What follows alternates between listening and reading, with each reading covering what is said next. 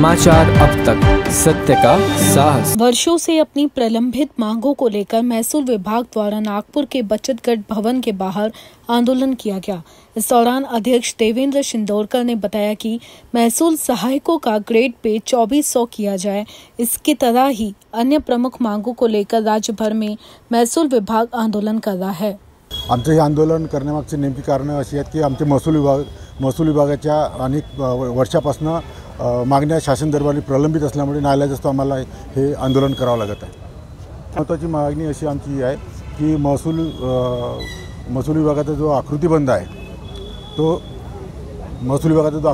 तो दांगड समितीच्या अहवालानुसार मान्य व्हावा, त्यानुसारच शासन स्तरावर कारवाई ही आमची प्रमुख मागणी आहे।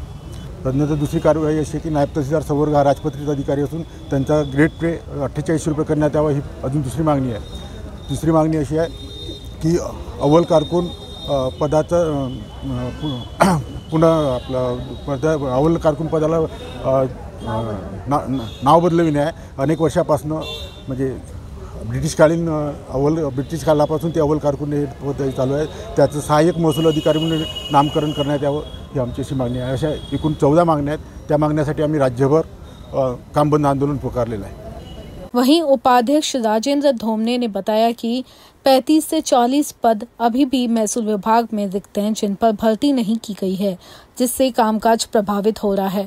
अगर ये सभी मांगे पूरी नहीं की गई तो तीव्र आंदोलन किया जाएगा। तो मागणी आमची सगळ्यात पहिली मागणी ही आकृती बंदाची आहे। 2006 पासून आज पाहतो शासनाने आमचे रिक्त पद भरले नाही, त्याच्यामुळे आमच्या इथे राज्यामध्ये 30 ते 40% पद रिक्त आहे। आकृती बंद जोपर्यंत दांगड समितीची शिफारस त्या शासनाने लागू करावी अशी आमची मागणी आहे। दांगड शिफारशी जशी मंजुरी आहे त्याचप्रमाणे सगळे रिक्त पद भरण्यात यावे, त्याच्यामध्ये कुठल्याही प्रकारचे कपात करू नये अशी आमची रास्त मागणी आहे। त्याचप्रमाणे महसूल सहायकाचं नाव ग्रेड पे वाढवणे, त्यांचं आता 2400 झालं पाहिजे असा यासाठी आम्ही पूर्ण जोर लावत आहे।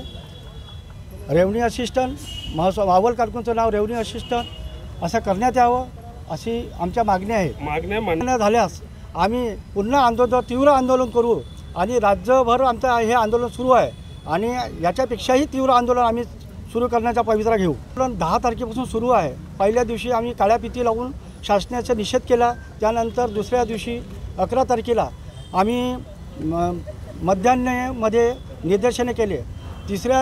13 तारखेला आम्ही काम बंद 1 दिवसाचं काम बंद आंदोलन केलं आणि 15 तारखेपासून बेमुदत आंदोलन सुरू झालेलं आहे।